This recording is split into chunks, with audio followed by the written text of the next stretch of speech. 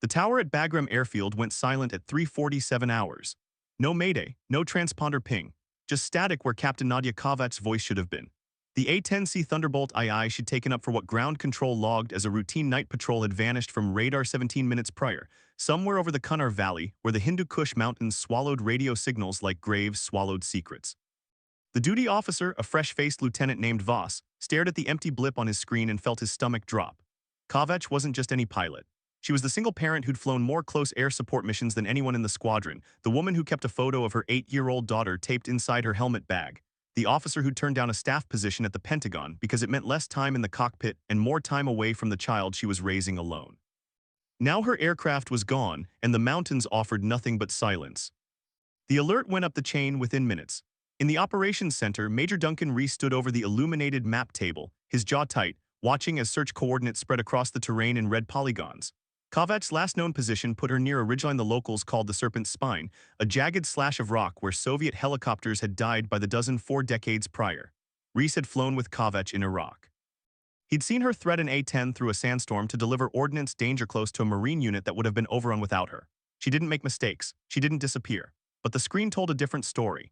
The other pilots filtered into the briefing room in ones and twos, flight suits half-zipped, faces creased with sleep and concern. They knew the math, fuel range, mountain altitude, the clock that measured survival in single-digit hours if she'd punched out into that terrain. Someone muttered about calling off the search until first light. Reese shut that down with a look. What none of them knew yet, what wouldn't surface until the sun broke over those peaks, and a shepherd's radio call crackled through to a forward operating base, was that Kovach's A-10 hadn't gone down. It was coming back. Smoking, shredded, flying on determination and fumes, with one engine dead and the other coughing black exhaust into the pre-dawn sky. And in the cockpit, strapped into the titanium bathtub that had saved more pilots than any other aircraft in the inventory, Kovach was still flying. Still fighting, still coming home to a daughter who'd drawn a picture of an A-10 in crayon and taped it to the refrigerator with the words, "My mom is a hero," written in uneven letters across the top. The sky was turning gray when the first report came in. An aircraft, low, trailing smoke, heading east toward Bagram on a prayer and a single turbofan engine that screamed like it was tearing itself apart. The radio crackled to life at 4:12 hours. Kovach's voice, strained but steady, cut through the static like a blade. Bagram Tower Hog 21 declaring emergency, single engine, hydraulics compromised, requesting straighten approach runway 21. Voss nearly knocked over his coffee lunging for the microphone. Hog 21 Bagram Tower, say your position and souls on board. There was a pause, filled with the sound of laboring machinery and wind howling through a damaged airframe. Position 30 miles west, 1 soul, and she's got a kid waiting for breakfast. Voss felt his throat tighten. He toggled the crash alarm, and across the airfield red lights began to spin. Fire trucks roared to life. Medics grabbed their kits. In the operations center, Reese was already pulling up the approach diagram, calculating glide ratios and fuel estimates, doing the grim arithmetic that separated hope from reality. Kovach's A-10 had taken catastrophic damage. That much became clear as she nursed the aircraft closer and tower personnel caught visual confirmation through long-range optics. The right engine was dead, its nacelle blackened and trailing vapor. Cannon rounds had punched through the vertical stabilizer, shredding the rudder into streamers of aluminum. Hydraulic fluid painted dark streaks along the fuselage. The aircraft was flying on its backup systems, on the redundancy that Sherman tanks had envied, on design philosophy that said a pilot's life mattered more than elegance. Kovach had taken fire over the valley, that much was obvious. What wasn't obvious was how she'd survived it, kept the aircraft flying, and pointed it home when any rational analysis said she should have ejected and taken her chances with the mountains. But Kovach hadn't built her reputation on rational analysis. She'd built it on a refusal to quit that her squadron mates sometimes mistook for stubbornness. Those who'd flown with her knew better. It wasn't stubbornness. It was love. Love for the mission, for the soldiers on the ground who needed her cannon, for the daughter who needed a mother more than she needed a medal on a coffin. The descent into Bagram was a study in controlled disaster. Kovach called out her altitude and airspeed in clipped phrases, each word stripped of everything except information. She was down to emergency power on the left engine. Flaps were giving her partial response. The landing gear was a question mark until she'd gotten low enough to try the emergency extension. Reese stood in the tower cab now, watching through binoculars as the A-10 materialized out of the dawn haze like something from a war documentary. It looked like it had flown through hell and stolen a piece on the way out. Smoke poured from the dead engine. The aircraft flew slightly crooked, compensating for battle damage that would have grounded it permanently once it touched down. If it touched down. The runway stretched out below, flanked by foam trucks and emergency crews who'd never worked an A-10 crash before and prayed they wouldn't start today. At 200 feet, Kovach called gear down. There was a mechanical groan audible even over the engine noise as the wheels extended and locked. Green lights on her panel, first piece of good news in an hour. She adjusted her approach angle, compensating for the asymmetric thrust, bleeding off altitude in a descent that was steeper than regulation but necessary with her limited control authority. The A-10's nose pointed at the numbers painted on the runway threshold. Her hands moved across the controls with the precision of a violinist, making constant tiny corrections that kept the aircraft tracking centerline despite wanting to yaw right into the dead engine. She thought about her daughter, about the promise she'd made before this deployment that she'd come home for the girl's 9th birthday, about the way children understood time differently, how every day away felt like a week to someone that young. She thought about the Marines she'd covered tonight, the radio call that had sent her into the valley, the troops in contact who'd needed her gun. She'd gotten them out. Now she had to get herself out. The main wheels kissed asphalt at 4:19 hours with a screech that echoed across the flight line. Kovacs held the nose high, letting the aircraft slow on the mains before gently settling the nose gear down. She was on the ground, still rolling, smoking like a locomotive but intact. She steered toward the taxiway, away from the runway, making room for emergency equipment.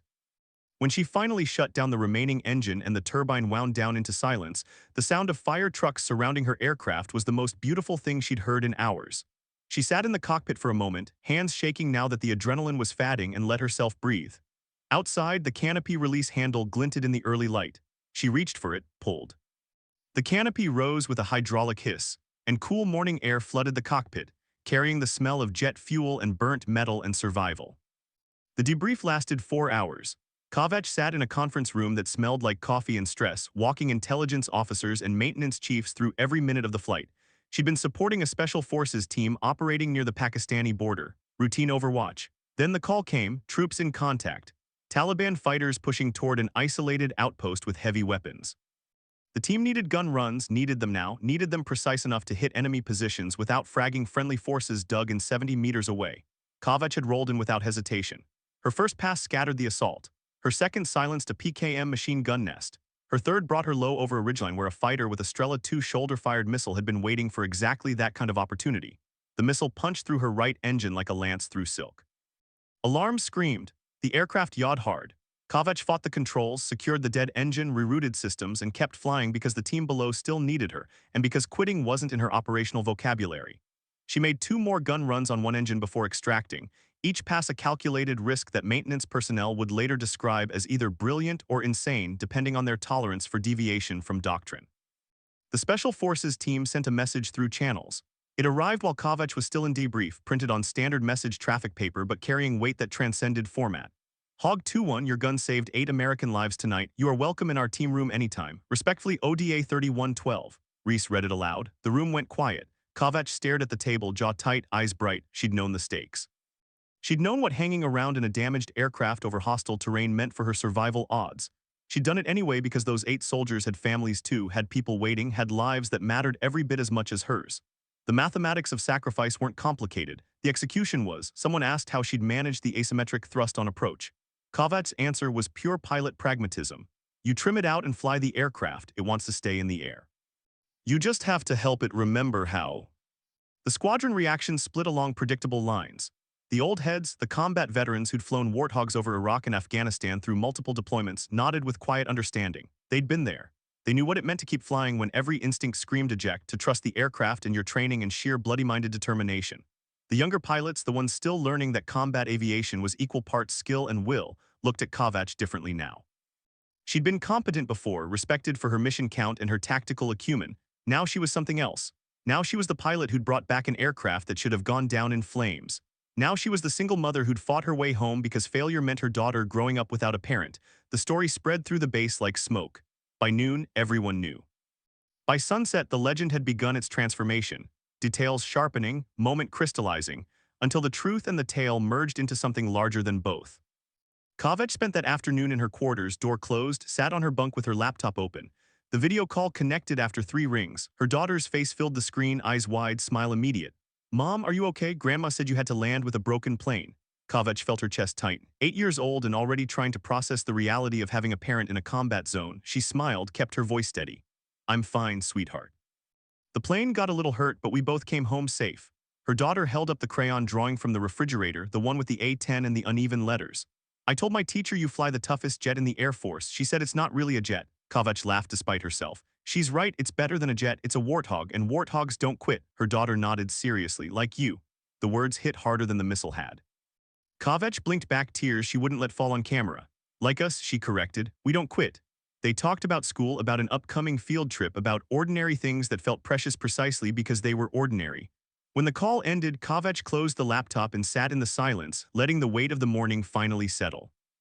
The maintenance report on her aircraft read like a horror story. 47 holes from small arms and shrapnel. One engine destroyed beyond repair. Hydraulic lines severed in 3 places. Rudder surface area reduced by 60%. Flight control cables damaged but holding. Fuel tank punctured but self-sealing. The titanium bathtub around the cockpit had deflected 2 rounds that would have killed her if the A-10 had been built any other way. The chief master sergeant who oversaw the maintenance debriefing ran his hand along the damaged fuselage and shook his head in something between admiration and disbelief. Ma'am, I've been working hogs for 22 years. I have never seen one take this much damage and stay flying. You brought back a hangar queen that should be a memorial. Kavech looked at the scarred metal, at the evidence of violence, absorbed and survived. She got me home, she said quietly. That's all that matters. The chief nodded. We'll fix her, but she's going to wear these scars even after we patch the holes. Some things you can't erase. Kavech understood. Some scars were supposed to show. The weeks that followed brought a rhythm that felt both routine and surreal. Kavech flew again in a different aircraft while hers underwent repair. The missions continued: Overwatch, close air support, shows of force. The war didn't pause for individual heroics or near-death experiences. It ground forward with mechanical indifference, consuming fuel and ordnance and youth with equal appetite. But something had shifted in how the squadron moved around her. The jokes in the ready room had a different edge now, less teasing and more camaraderie. The ground crews treated her aircraft with particular care, as if personal investment had replaced professional obligation. The other pilots asked her for advice on emergency procedures, on staying calm when systems failed, on the mental calculus of risk versus mission. Kavech answered honestly. You do the job until you can't, then you do it a little more, then you go home. It wasn't poetry. It was practice. It was the distilled wisdom of someone who'd learned that survival and success weren't always the same thing, but refusing to choose between them was an option. Her call sign had been Duchess before the Valley. It was a holdover from flight school, some long-forgotten joke about her last name and Eastern European nobility. After the Valley it changed.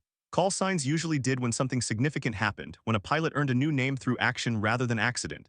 The squadron hung the new one on her during a Friday night gathering in the makeshift bar they'd built from plywood and appropriated furniture. Someone raised a glass. Someone else told the story, embellished slightly but true in its essential details. The name came from the ODA team she'd covered, from the message they'd sent, from the idea that nobility wasn't about bloodlines but about choosing to shield others when it cost you everything to stay. They called her sovereign now, not as a joke, as recognition. Kavech accepted it with a nod, no speech, no false modesty. She understood call signs as currency in a culture that valued action over words. If they wanted to remember her for one night when everything went wrong and she kept flying, she could live with that. The Air Force had different ideas. Awards and decorations moved through channels with bureaucratic inevitability. Distinguished Flying Cross, Air Medal with Valor device, Purple Heart for the shrapnel fragment that had creased her flight suit and drawn blood she hadn't noticed until after landing. Kavech attended the ceremony because orders were orders, stood at attention while a colonel read citations that turned 3 hours of her life into formatted prose, accepted the medals with handshakes and salutes. Her daughter was there, flown in by the Air Force as a morale gesture, wearing a dress she'd picked out herself and shoes that were already too small. The 8-year-old sat in the front row next to her grandmother, eyes locked on her mother, watching the ritual of recognition with the seriousness children bring to moments they know matter even if they don't fully understand why. After the ceremony, after the photos and the congratulations, Kavech knelt down so she was eye level with her daughter. The girl reached out and touched the medals on her mother's chest. Do these mean you're done fighting? Kavech wished the answer was yes. They mean I did my job right. And I'll keep doing it right until I can come home for good. Her daughter considered this with the gravity of someone too young to have to think about mortality. Promise you'll keep coming home until then? Kavech held her daughter's hands. I promise I'll fight like hell to make it happen.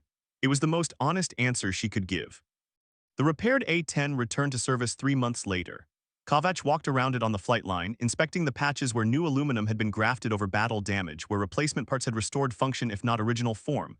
The aircraft bore its history in subtle ways. The paint didn't quite match. The panel seams were visible where they'd been sealed. The maintenance logs would forever carry the notation of catastrophic damage and extraordinary repair. But it flew. The test pilots who'd wrung it out after reassembly reported that it handled within specifications, that the Warthog's legendary toughness had lived up to its reputation one more time. Kavech signed for the aircraft, ran through her pre-flight with particular attention to detail, and took it up into the Afghan sky for a functional check flight. At altitude, with the Hindu Kush spread out below like a relief map made of stone and snow, she rolled the aircraft gently, felt its response, confirmed that the bond between pilot and machine had survived trauma and resurrection. She thought about the Marines she'd covered the night it all went wrong, about the team that had sent the message, about her daughter who needed her to come home, but understood on some level that other daughters needed their parents to come home too. And sometimes keeping that promise for strangers meant risking the one you'd made to family. The deployment ended in summer. Kavach flew her last combat mission on a morning when the heat was already building before dawn, supporting a convoy movement through territory where ambush was less a possibility than a probability. No contact, no drama. She orbited for 3 hours, weapons ready but unused, and then headed back to base with a sense of anticlimax that characterized most military experience. The war would continue without her. Other pilots would fly the missions. Other families would wait. She processed out through the mandatory checkpoints, turned in her gear, attended the final briefings where they talked about PTSD and reintegration and the challenges of returning to a world that had kept spinning while you'd been gone. The flight home was commercial, a rotator packed with soldiers and Marines and airmen who'd earned the trip. Kavach sat in a window seat and watched Afghanistan disappear below the clouds, feeling neither relief nor regret but something more complicated, a mixture of completion and continuation. The war was still there. She was leaving. Both things were true. Her daughter met her at the airport with a banner made from poster board and markers. "Welcome home, Mom," in letters that had taken obvious effort, decorated with drawings of aircraft and stars. Kavach dropped her bags and picked up her daughter, held her tight, felt small arms wrap around her neck with fierce possession. "I missed you," the girl whispered. Kavach closed her eyes. "I missed you more." They drove home through traffic that seemed surreal in its normalcy, past strip malls and schools and parks where children played games that had nothing to do with survival. Her daughter talked non-stop, 8 months of stored conversation spilling out in a flood of details about friends and teachers and the hamster they'd gotten while Mom was deployed. Kavach listened, anchoring herself in the mundane, in the evidence that life had continued, that absence hadn't erased her place in the world. At home, the refrigerator still displayed the crayon drawing. The picture had faded slightly in the sun. The tape was yellowed, but the words remained. "My mom is a hero." Kavach stared at it while her daughter showed her the hamster's cage and explained its elaborate backstory. Hero. The word felt heavy and hollow simultaneously. She'd done her job, she'd come home, maybe that was enough. The transition to stateside duty brought its own challenges. Kavach was assigned to a training squadron at Davis-Monthan Air Force Base in Arizona, teaching new pilots the aircraft she'd nearly died in, passing on the lessons carved into her through repetition and consequence. She was good at it, patient, exacting, willing to let students make mistakes in controlled environments so they wouldn't make them when lives depended on precision. The young pilots who cycled through her instruction absorbed her approach, her philosophy, her insistence that the A-10 was a tool for protecting people and that everything else was secondary to that mission.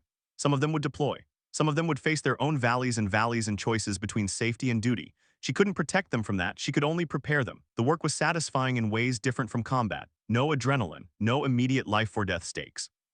But impact that rippled outward, pilots who flew better and safer because she'd taken the time to teach them right. Her daughter thrived in the stability, regular school, consistent bedtime, a mother who came home every night and helped with homework and attended parent-teacher conferences. The normalcy felt fragile at first, like something that might shatter if examined too closely. But it held. Weeks became months. Months became routine. Years passed before the full story surfaced. An embedded journalist who'd been with the Special Forces team that night in the Valley published a long-form piece about close air support and the pilots who provided it. The article featured Kavach prominently, interviews woven with declassified mission reports and testimony from the soldiers she'd covered. The piece described the tactical situation, the missile hit, the decision to stay on station with a dying aircraft because the team below needed her more than she needed to eject. It quoted the team sergeant, "We knew she was hit. We could hear the engine failure over the radio. But she kept making gun runs, kept putting steel on target, kept our asses alive. That's not training, that's character." The article went viral in military circles, then broader. Kavach's phone began ringing with interview requests she declined. Her squadron commander forwarded speaking invitations she ignored. She'd done her job. The story was already told. What more needed saying? But her daughter read the article, old enough now at 14 to understand what her mother had done, what she'd risked, what she'd chosen. They talked about it one evening after dinner, mother and daughter at the kitchen table while the dishes waited. Her daughter asked the question that had waited years to form properly. "Were you scared?" Kavach considered lying, decided against it. Terrified, but scared and effective aren't opposites. You can be both. The A-10 she'd brought back from the Valley was eventually retired. not from the damage which had been repaired but from airframe hours accumulated over decades of service. The Air Force had a ceremony, a formal acknowledgement of aircraft that had served with distinction. Kovac, attended in dress blues, watched as maintenance personnel towed the Warthog to its final parking spot at the boneyard. The aircraft looked smaller on the ground, stripped of munitions and fuel, just metal and memories now.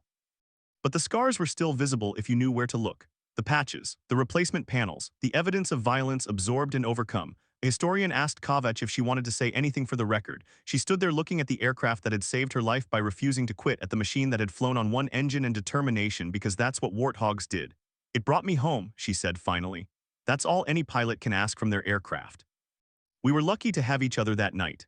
The historian seemed to want more, some profound statement about courage or sacrifice or the bond between pilot and machine. Kovac had nothing else to give. The truth was simple. The aircraft had done its job, she'd done hers, they'd both survived, everything else was interpretation. Her daughter graduated high school with honors and a choice that surprised no one who knew the family. She'd applied to the Air Force Academy. The acceptance letter arrived in April, official and formal and life-altering. Kovac held the paper and felt time collapse, saw her daughter as she'd been at 8 with the crayon drawing, as she was now at 18 with a future suddenly visible, as she'd be at 22 with wings on her chest if she followed the path Kovac herself had walked. They sat on the back porch that evening, mother and daughter, watching the sun set over the Catalina Mountains. Her daughter spoke first. "I know it's because of you, because of what you did. I want to understand what that meant." Kovac chose her words carefully. "It meant doing the job when it was hard, when it would have been easier to quit, when quitting was the rational choice and staying was pure stubbornness. That's all service is, showing up when it matters and refusing to leave until the work is done." Her daughter nodded. "I can do that." Kovac believed her. The girl had learned from watching, from waiting, from understanding that some promises took years to fully keep. "I know you can, but remember something, you're not doing this for me. You're doing it for yourself, for the people you'll protect, for the mission. That's the only reason that matters." The years that followed brought changes that felt both inevitable and surprising. Kovac made lieutenant colonel, then colonel, rising through ranks on competence and reputation. Her daughter progressed through the academy, through pilot training, through the qualification pipeline that led to her own set of wings and her own assignment to an A-10 squadron. They flew together once, a training mission over the Arizona desert, mother and daughter in separate aircraft maintaining formation as the sun turned the mountains gold. No enemies, no emergency, just two pilots sharing airspace and the peculiar joy of doing something difficult well. Over the radio, professional and precise, her daughter's voice called out tactical updates and position changes. Kovac listened and heard herself 20 years prior, the same clip and cadence, the same focus. She'd passed on more than technique. She'd passed on a way of seeing the world, a framework for decision-making under pressure, a conviction that service mattered and that the mission always came first but the people came before everything. When they landed and shut down, her daughter climbed out of her cockpit and walked over with a grin that couldn't quite hide the emotion underneath. "How'd I do?" Kovac smiled. "You flew like you meant it, that's all that counts." The retirement ceremony came when Kovac hit 30 years of service, mandatory separation driven by regulations rather than capability.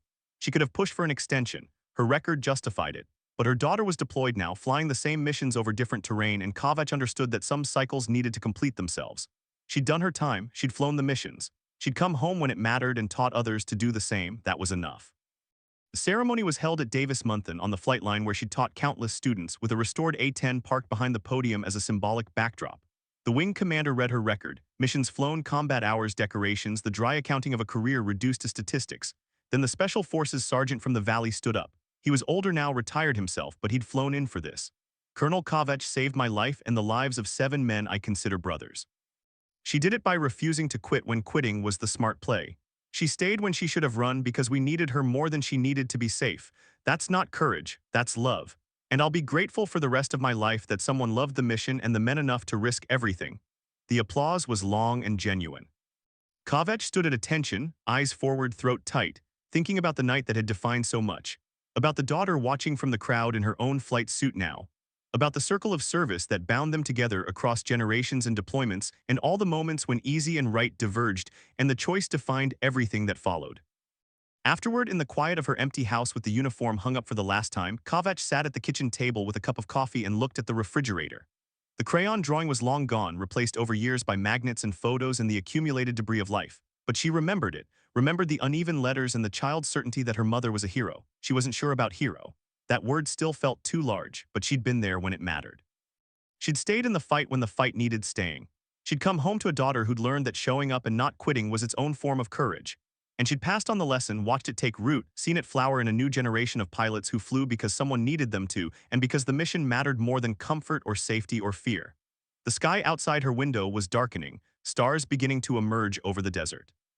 She thought about all the missions she'd flown, all the nights she'd come home, all the times the aircraft had held together just long enough. She thought about the valley and the smoking engine and the choice to stay. And she thought about her daughter somewhere over the Atlantic right now, flying toward her own deployments in her own valleys and her own moments when staying would be harder than leaving. The coffee was cold. The house was quiet. The war continued somewhere without her. And that, Kovacs realized, was exactly right. You did your part, you passed it on. You trusted the ones who came after to carry the weight, then you let go and trusted they'd learned enough to find their way home. She stood, rinsed the cup, and walked to the window. Above, the stars wheeled in their ancient patterns. Below, the desert held its silence. And somewhere between earth and sky, pilots were flying, staying in the fight, refusing to quit, just like she'd taught them, just like she'd done.